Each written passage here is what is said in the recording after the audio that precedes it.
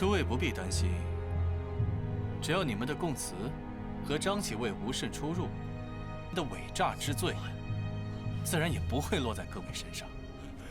大人明鉴，大人明鉴呐！大人明鉴，小人听张二说过此事，可并未亲眼目睹啊，因此小人也不知道这内里究竟如何，是才小人糊涂啊，应了上官，都是小人的错，请上官恕罪啊！上官恕罪啊！上官恕罪啊！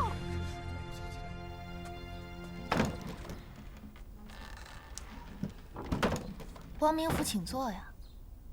坐便不必坐了。君梦还有公务在身，若是库地夫人没有别的事情，君梦就要先失陪了。王明府为何要杀我？夫人，这种玩笑可开不得呀！君梦跟夫人往日无冤，近日无仇的，为何要加害夫人啊？那府上车夫一事确实是君梦失察，但那所作所为，君梦皆是不知道的呀。那是和屈都护有关，还是和大长公主有关？库地夫人在说什么？君梦为何听不明白？你是真不明白，还是装不明白？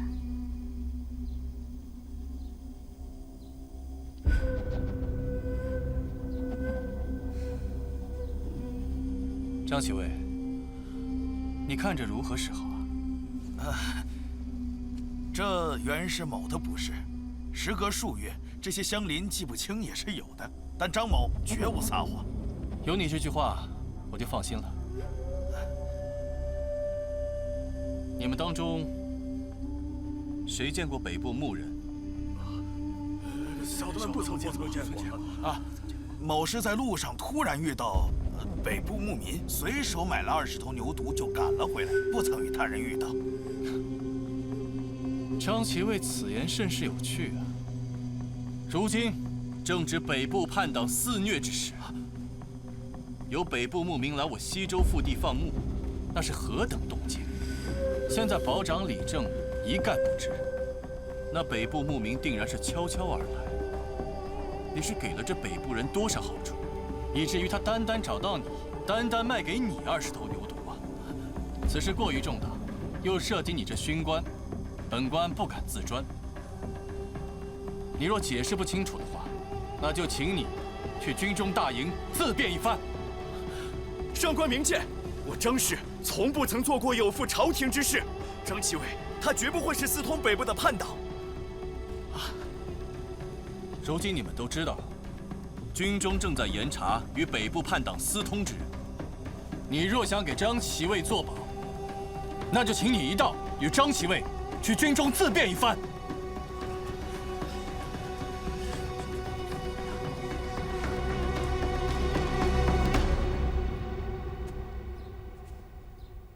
库地夫人，可真是把我们骗得好苦呀！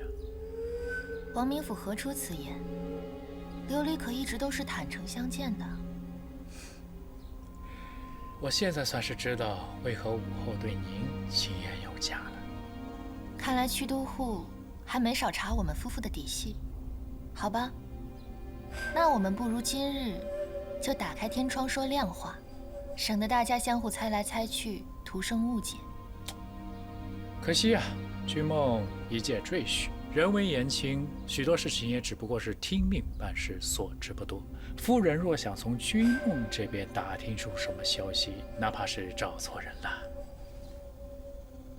看来王明府是不愿意配合了。非不愿，实不知。告辞。你就不怕我把我所知道的告诉屈重玉吗？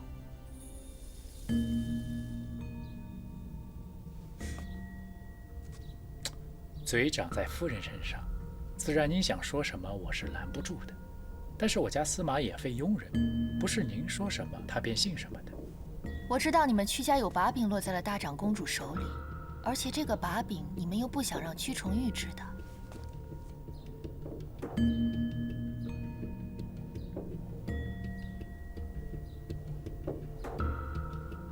夫人真爱开玩笑。是不是玩笑，你我心里都清楚。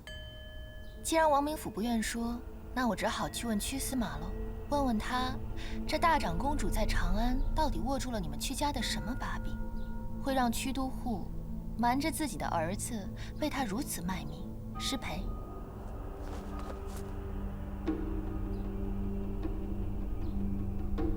怎么，王明府怕了？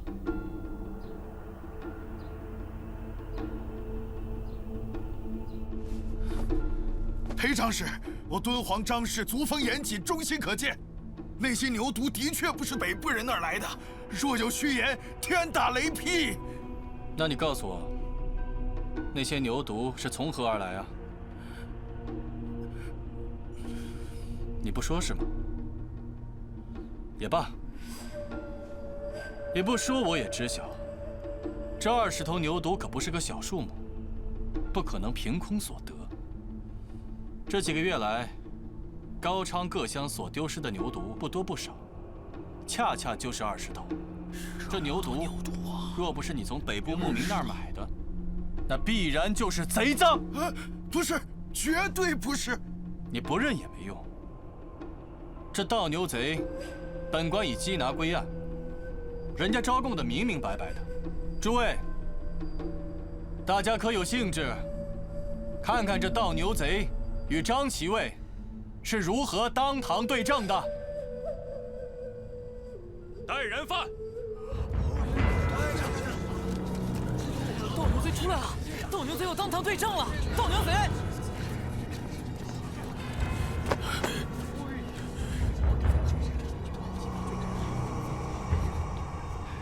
这贼子怎么伤成这副模样？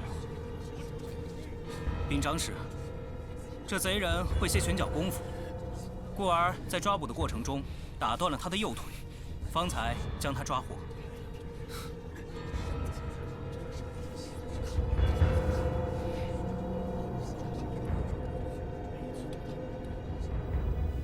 王明府，你们知不知道自己在做什么？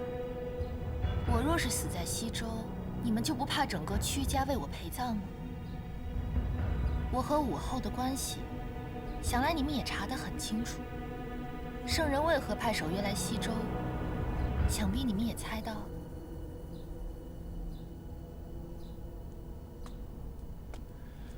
夫人究竟何意啊？望您明示。我和守约要是无辜命丧西周，你觉得圣人会怎么想？武后又会怎么想？我不妨告诉你吧，圣人早就怀疑你们屈家有不臣之心。我和守约就是奉密旨来西周查你们屈家的。大长公主想要杀我们，不过是想泄私愤罢了。但她若是知道守约失宠，不过是她与圣人演的一出戏，你认为大长公主还敢杀我们吗？守约反对立武士为后，这是人尽皆知的。但是，你又怎么知道这是真的呢？若守约真的反对立武士为后，又怎会将祖上留下来的家产，借助杨老夫人之手捐献朝廷呢？守约本觉得你们屈家治理西周有方有功社稷，也确实对朝廷忠心耿耿，绝无二心，一直犹豫着是否要如实上报，为你们屈家正名。可没想到你们屈家却歹毒的想和大长公主一起置我们夫妇于死地，真是令人心寒。好，既然如此，不如我现在就出去，正好西周百姓都在屋外。我现在就告诉他们，你们屈都护要置长史与长史夫人于死地，要让整个西周都知道，你们屈家与大唐为敌，与圣人为敌。夫人误会，这全都是误会。误会？真的是误会。我们是迫于无奈。是吗？那你倒是说说看，你们怎么个迫于无奈啊？你是哪里人士？如今可肯认罪？小的是西周人，小人认罪。你所盗的那20头牛犊，贼赃如今所在何处？全在他家。那20头牛犊都是小人所得。他胡说！你胡说！我根本就识不得你，更没收过你的牛，你为何血口喷人？大长公主以司马妻儿性命为之，迫使我们为她做事，我们确实是逼不得已。既然事关去司马的妻儿，你们又为何要瞒着他？您不知道玉娆的性格呀，她若是知晓此事，定会奋不顾身地杀回长安。到时候，都护是真的怕她闹出祸事来，牵连了屈家乃至整个西周啊！张二，这牛犊既不是从北部牧民那儿买的，你又拿不出试券，如此来历不明，那就是贼赃。如今人证物证俱在，你还在一味的抵赖。今天你不说出个所以然来，你真当大唐的律法治不了你吗？不，我说，那些牛犊真的不是贼赃，乃是乔六牛群所生，是我一时贪心想奸诈了去。至于这盗牛贼所言，全是诬陷。张二，你可想清楚了？不反悔了？想清楚了。卑职说的没有一句虚言，卑职愿把所有牛犊都还给乔六，只求大人能信我一回，饶我一回。夫人明鉴，我等虽然对二位下过杀手，但处处留有余地。若不是如此，二位断然无法活到今天的。去司马妻儿之事，你们也不必忧心。我会修书武后，痛陈利害，求他出手相助，救出去司马的妻儿。这既是救了你们屈家，也是为了我们夫妇能够自保。夫人此话当真？怎么？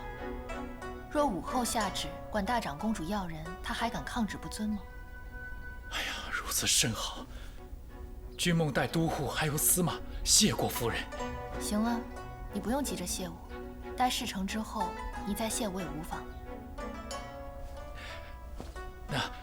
那夫人，君梦这就告辞了。君梦要将这好消息告诉都护。夫人，君梦还有一事相求，请夫人暂时不要将长安之事告知司马。放心，我答应你。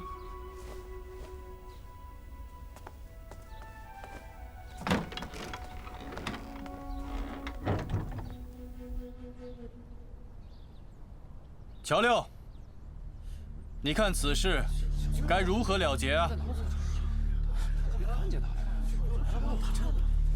没看见。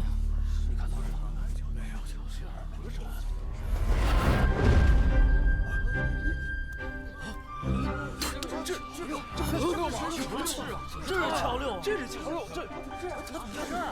儿啊！多谢长史明察，小人状告堂舅，实属被逼无奈。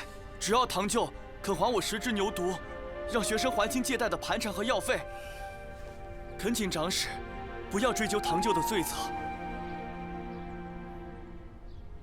张二，看在乔六为你求情的份上，本官就不再追究了。但是这20头牛犊，你要尽数还给乔六。再者，你是大唐的勋官，做出此等事情，岂不上子民心寒？今年上弦乡修整水利之事，由你一人承担下来。日后要造福乡里，多行义事，以弥补今日之过。卑职遵命，谢长史宽恕。还有你们几个，如此颠倒黑白，是非不分。今天既然来了都护府，那就不要白走一趟。你们回去后，每人出6名钱，替乔六还了药费和盘缠。是。还有保长和理政之职，明日起另择贤良。裴长史断案如神，我等佩服得五体投地。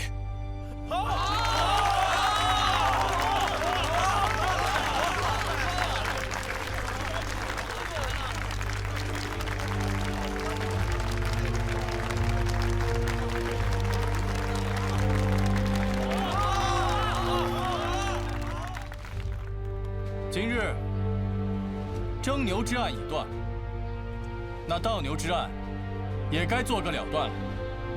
如今太子新立，大赦天下，原本是普天同庆之时，而本官算出，这盗牛贼就在此院。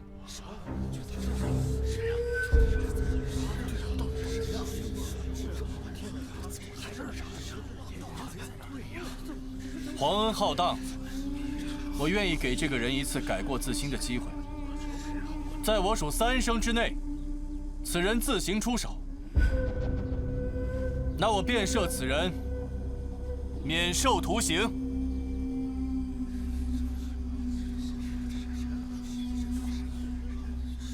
1、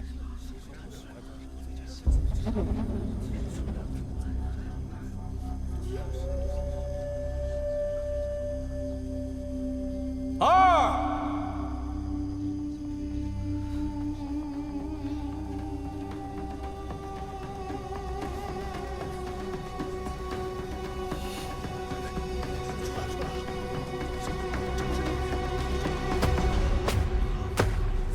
是谁？是谁偷了我的牛啊？是韩四。在下便是盗牛之人。韩四，你疯了！我倒是谁偷了我家牛犊？原来是这个杀千刀的货记恨在心。你是何人？叫什么姓名？犯什么罪状？那所偷盗的20头牛犊，如今又在何处？在下韩景之，西州城兽医，于去年11月，在高昌县各乡村盗得牛犊20头，都已经死了。韩景之，你身为兽医，不助他人救治牛马，却偷他人牛犊，这是何道理啊？禀长史，兽医他也得吃饭穿衣。这些人叫我去医治牛马时，都火急火燎，我用的都是最好的药。当我把他们的牛马医好时，他们不是说我出手晚了，便是说这些都是巧合，拖着我不给我诊费，有的连药费都不付给我。这10几户人家拖欠我的诊费、药费已经几年了，在下实在是气不过呀！你血口喷人！正是，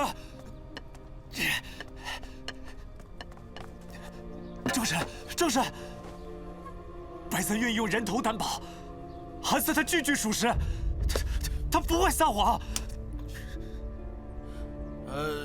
某也可以作证。韩景之，你盗牛之事，虽事出有因，又知大赦天下，本官答应你，免去你的刑罚。但是那牛犊和诊费的差价，你需要一并还与这10几户人家。张氏，韩四，张氏，韩四回去便去变卖祖屋，把钱还上。呸！便宜你小子！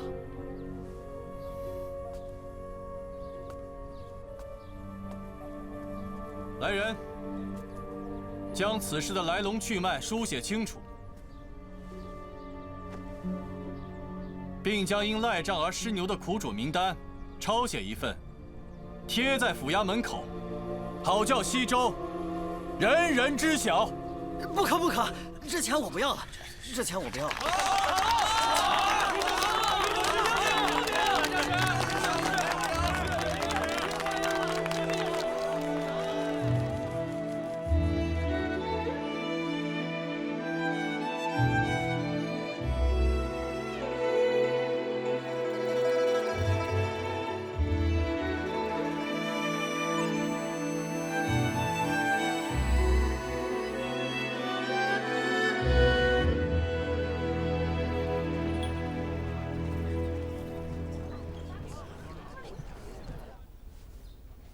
张氏，真是对不住，我本想一个人前来，可他们知道了，非要同我一起前来。多谢张氏，让我保住祖屋。韩四不知如何报答。哎，区区小事，何足挂齿。原是那些欠了你诊费的大户们，宁可损失几名牛犊钱，也不愿被张了绑去。千求万求，我这才勉强同意他们概不追究的要求。所以啊，才把府衙门口的公文给撤了。韩四是我最好的兄弟，张氏这次不但帮了他，而且还救了他。此等高义，请受我等一拜。哎，我们此来除了替韩四道谢外，还是来向张氏请罪的。不瞒张氏说，我等6人本是受命前来监视张氏的，想必张氏你也看得出来，过往多有不敬之处，还望张氏海涵。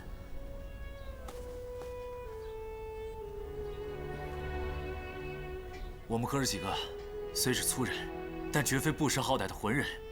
张氏待我们如何，我们看在眼里，记在心里。我曾欠韩四一条命，亦是无以为报。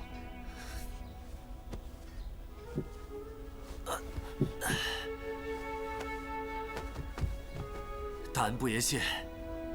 从今日起，我们这条烂命就是张氏您的。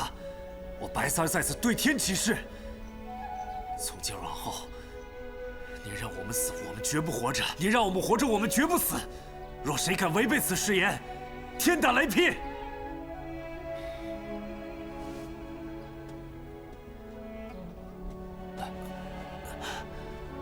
大家快请起！你们以后都要好好的活着，莫要再做浑事了。若因做了浑事有个3长2短，可就违背了你们自己的誓言。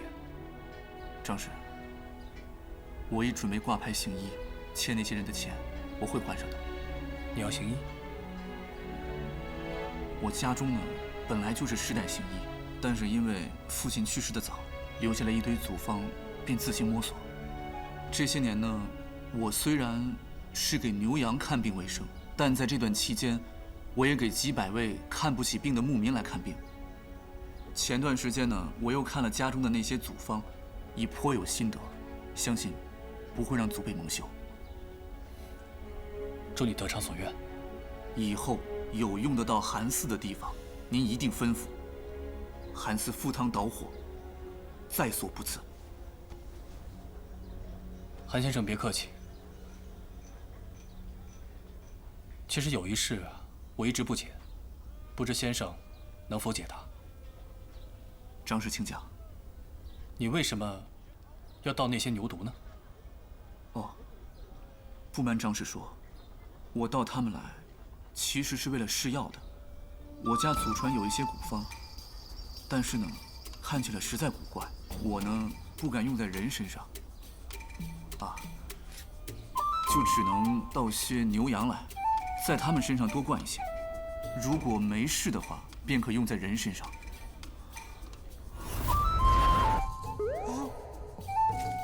你看看，我是不是流口水了？换去。那为何偏偏是牛犊，不是羊羔呢？因为牛肉好吃啊！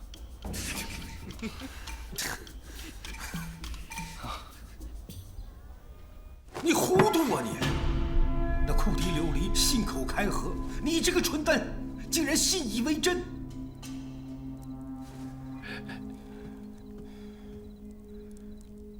哎，你知不知道这大长公主是什么人？啊？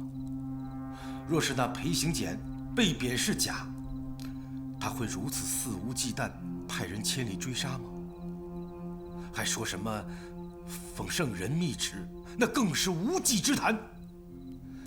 唐军征讨北部在即，现下正是用我们屈家出人出力的时候。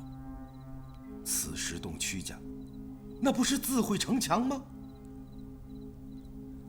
再者说，屈氏宗族大半都在长安为治，大长公主尚能以此胁迫，圣人又怎会对咱们屈家有不臣的疑虑？岳父教训的甚是，小婿一时糊涂，被那库迪琉璃给骗了。骗了！你就是个蠢蛋！你糊涂之极！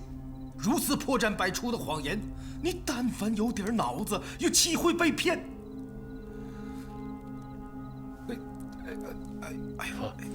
岳父，小婿知错了，莫你别碰我！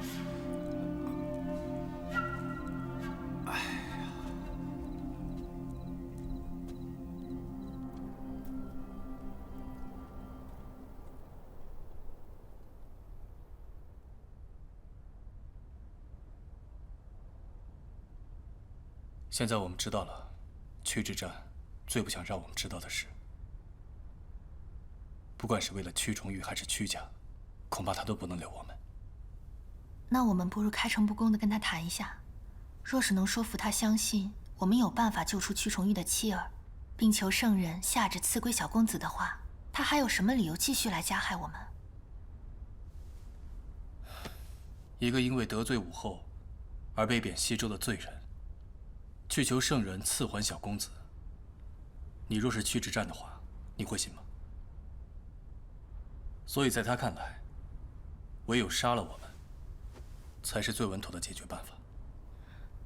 那我们该怎么办？总不能坐以待毙吧？他们还不会即刻动手。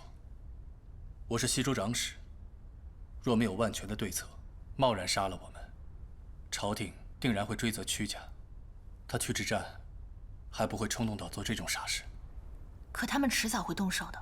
我们若是想不出对策来，到时候还不是任人宰割？对策自然要想，但是要等他们先动手。只要他们一出手，就会有破绽，到时候我们就会有解决办法了。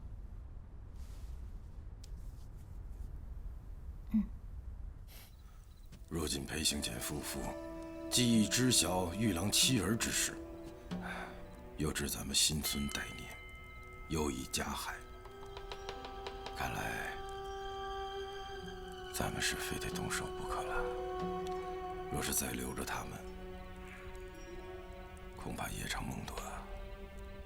岳父大人，小婿斗胆说一句，这裴长史夫妇到此地不久，这个时候就死于非命，那朝廷要是追究起来，咱们屈家是追究，玉郎重要还是追究重要？玉郎重要，玉郎谁重要？玉郎重要，玉郎重要，玉郎重要。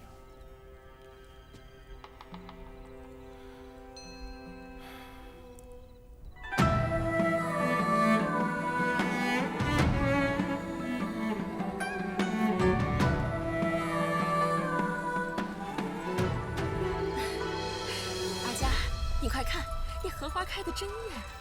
那一片，这荷花啊，是阿佳最喜欢的。今日可能是来贵客，都争香斗艳的。阿佳，您慢着点啊。来，哟，快看这锦鲤。这锦鲤是圣人御赐的。小公子，咱大长公主是圣人的亲姑姑，圣人对咱河东公府啊，自然是极好的。慢着点，阿佳。小公子，哟，小公子。奶奶，你们走的也太慢了，看我跑得多快！小公子，慢点儿，慢着点儿。松儿这孩子呀，真是越看越让人喜欢。松儿生性好动，又顽劣淘气，也就是大长公主啊，您宠着她。小公子活泼可爱，聪明伶俐，即便是淘气些，也是十分招人喜欢的。你们在长安这么多年了，小公子又让阿佳这么喜欢，要我说，不如你们就搬过来吧，省得你们一走，没几日啊，阿佳便催着我去叫你们回来。这怎么使得？我们在这儿小住几日，以烦大长公主多番破费，怎可厚颜长居于此啊？福贤，若你怕旁人闲言，不如我将你认作义女，这样一来，你们母子便可名正言顺地住在我府上。姨何德何能？福贤是不愿意。能得大长公主垂爱，乃姨三生之幸，又岂有不愿意之理？那这事儿就这么定了。能有松儿这么个聪慧乖巧的孙儿，我这心里呀欢喜得紧。再没几日便是阿家的寿辰，不如这任清宴便和寿宴一起摆了吧？也算是喜上加喜。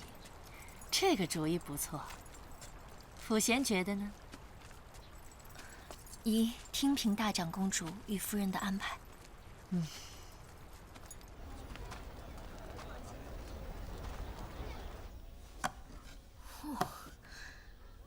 果然出自大家之手，这雕画的简直像活物一般。这插品我太喜欢了，静娘喜欢就好。真是太漂亮了，琉璃，你何时得闲再帮我多画几幅好不好？价格随便你开，只要你张口，我绝不还价。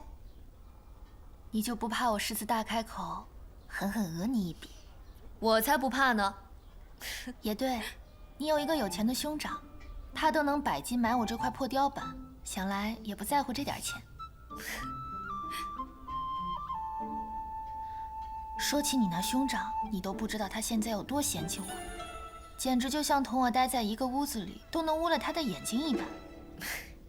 你也别怪他，他看哪个女子都是那样。是吗？那他看你那留在长安为质的嫂嫂也是这样？那自然是不一样的。我那兄长对我嫂子还是很好的，留孤儿寡母在长安做质子，这也叫好，也不怕他们在长安受了欺负。哼，受欺负？谁敢啊？他们母子是我兄长不能触碰的逆鳞，哪有人胆敢打他娘俩的主意？不说别的，假如如今我嫂子和那孩子要是在长安受了欺负，他肯定当下会杀回长安。杀回长安？那若是皇家贵族在长安欺负了他们母子，我就不信你那兄长也敢杀回长安。切，别说是皇家贵族，就是当今，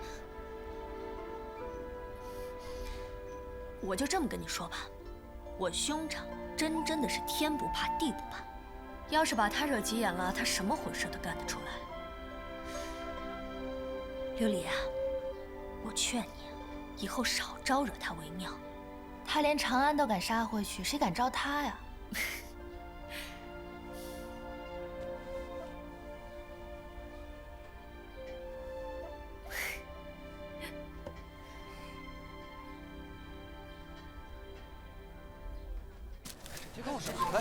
贴告示了，贴告示了！配合税吏，清缴所欠；不配合者，按律问罪。还要问罪？这清缴历年所欠，这不是要了我们的命吗？是啊，我们若有余粮余帛，也不至于多年来一直拖欠租调。对呀，可听说这裴长史办案如神，性子也不错，应该会体谅咱们的难处吧？也许会对咱手下留情呢。你就别痴人说梦了，那些大唐的官员又怎会顾念我等小民的死活？反正我家也交不起。郎君可知此事？这虚度户籍如此可恶，连知会都不知会一声，就以您的名义张贴了这张告示。阿爷，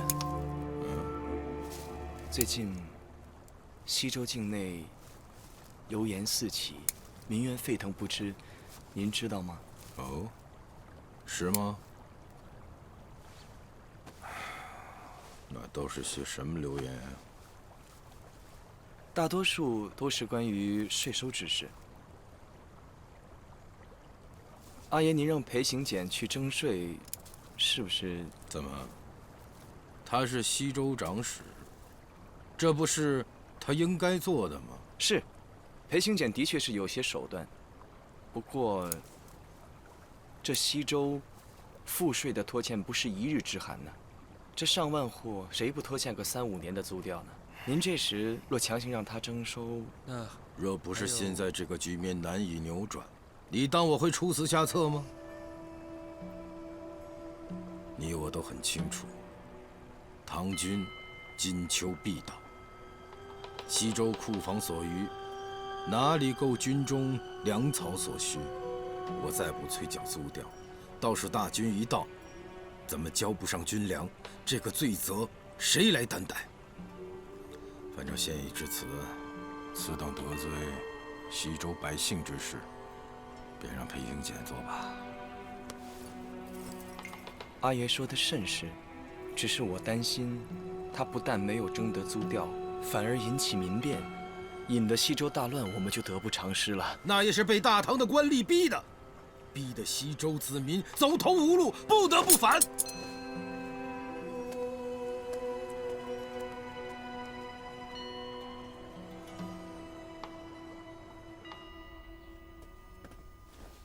见过夫人。柳娘子，好久不见，坐。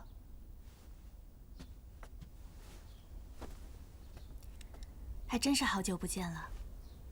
柳娘子似乎又清瘦了许多。守约曾跟随李淳风道长学习相术，我听守约说，娘子表兄的相貌他不曾见过，无法断言。但柳娘子应是有后福的，你要放宽心思，多多保重。借夫人和长史吉言，夫人放心，我如今已经想通了。对我而言，表兄不过是去了更远些的地方，若是有缘，自然能相见；若是无缘，也有来世可以期盼。但我今日来此，不是为了这件事情。听闻都护府已在西周5县18乡都张贴了告示，说裴长史要出面整顿赋税，追缴西周历年所欠的租调。裴长史可知自己将面对何种局面吗？前段日子，守约一边寻找娘子表兄的下落，一边借此做掩护，访遍西周所有乡镇，查遍西周所有户籍，发现如今西周民众所欠租调已远比当年更多，且是贫富皆欠。守约若是强行动手催缴，便会激起民愤，使得民不聊生。可若是不催缴，金秋大军一到，西周无足够钱粮供应军中，守约身为西周长史，自然是罪无可恕。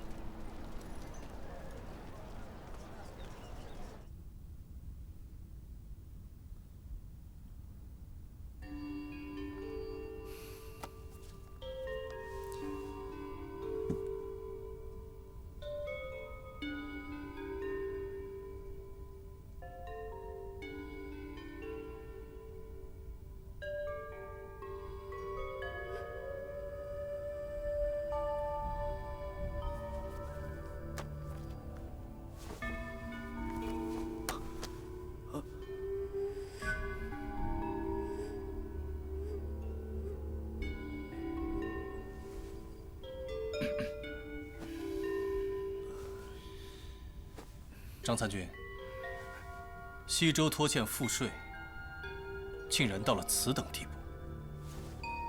启禀长史，此事说来话长。长史，西周的赋税早在贞观年间，郭都护统领西周之时就已经开始拖欠。永徽3年年初，屈都护奉命抵达西周，西周仓中已是无粮无钱。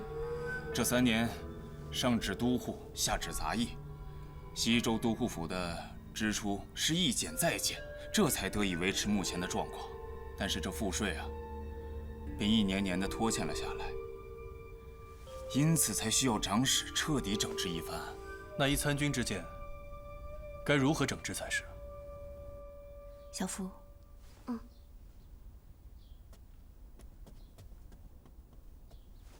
这是宫中秘药，可以让人昏死几日，旁人看不出端倪。想来长史能用得到。我先替守约谢谢柳娘子的好意。西周的赋税已是死局，屈家又能如何？他们身为高昌王室之后，岂敢对均田制度、租调赋税说半个不字？守约眼下固然可以装作得病，甚或故意受伤，以躲开此局。可以后呢？他只要还是西周长史，这一局迟早便是要接手的。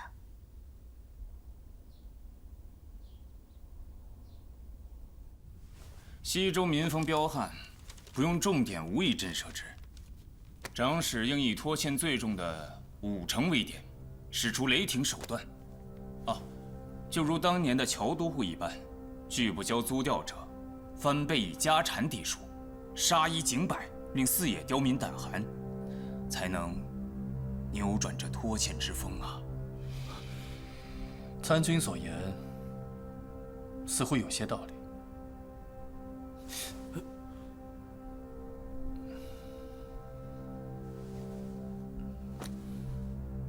张使，非常时期必须使出非常手段，若不然大军一到，粮草不足，岂是儿戏？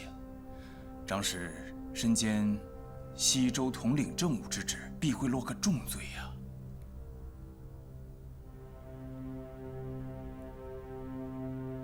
好，参军所言甚是。那既然如此，这个重任就交给参军。